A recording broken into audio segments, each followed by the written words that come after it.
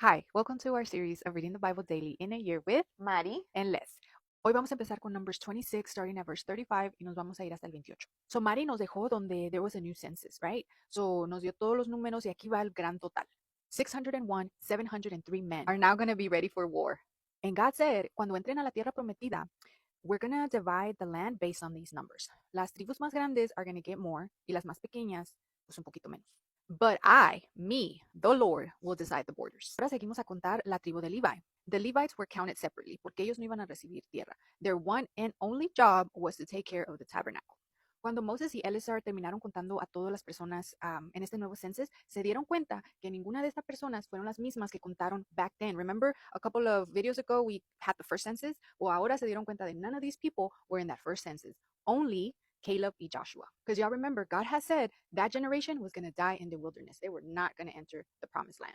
Okay, so side note, Mari, I had this realization. All of these people are not the same people that got out of Egypt, right?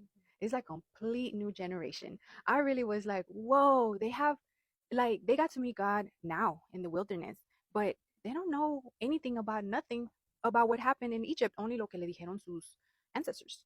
Okay, so now we're gonna move on to Numbers 27. Okay, so aquí we got 5 sisters, y'all. They pull up to Moses. Excuse us, con permisito, we have a question. Y bueno, pues las muchachas se llamaban así. Mala, Noah, Hogla, Milcah, y Tirzah, 5 sisters. They all belonged to the tribe of Manasseh, son of Joseph. They said, okay, our dad, Zelophehad, he died in the desert. But he wasn't part of any rebellion, así como del Korah y todo eso, no. He died in the desert, and yes, he sinned, pero hay un problemita. Nuestro papá, he had no sons. So y'all know that back in the day, all the land would go to the firstborn son. And since he had no son, the girls are basically like, so we're just about to erase his name just because he didn't have any sons? We don't think it's fair. So Moses is like, I don't know, this has never happened before, but I'm gonna go ask God. And God immediately said, they're right. They have a point. And y'all, I found this part like our God, he's a girl dad. He was like, "Saben qué? I'm gonna take care of y'all, mijas, because y'all have a point." And God changed the law. If a man has no sons, then the inheritance goes to his daughters. And then God went all the way down the family tree line, all the way to the closest relative. Then God tells Moses, "Come up, let's go all the way up to the mountain, and so you can see the promised land."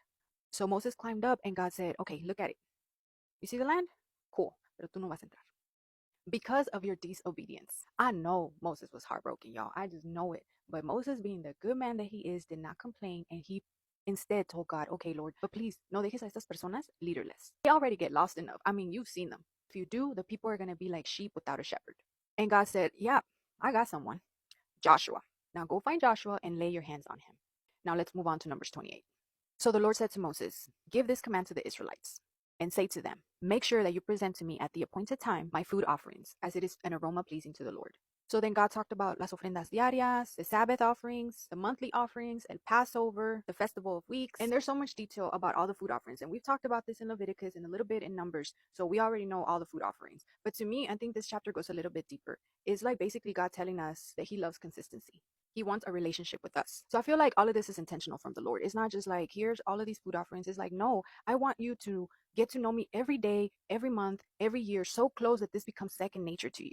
Y'all, and I think this applies to us too now. Like, if we don't sit there and schedule a time with the Lord, life is going to schedule distractions for us. Y finalmente, God is talking about, the food offerings which are pleasing to the Lord. Our worship to God is pleasing to him too. It should be a daily thing. We should be so thankful and so grateful that we get to serve a loving, gracious, amazing God. Y pues aquí terminamos. Aquí los dejo. Mari, ¿qué vamos a repasar mañana? Sí, so mañana nos toca Numbers 29 to 31, stopping at verse 47. Okay, so regresen mañana for more Biblia and Vibes y no se les olvide traer su tecito O cafecito. Bye.